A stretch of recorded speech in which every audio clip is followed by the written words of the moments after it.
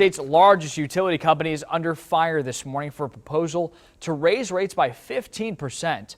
Oklahoma Gas and Electric Company says it's trying to comply with EPA rules on emissions from two coal plants near Stillwater and Muskogee.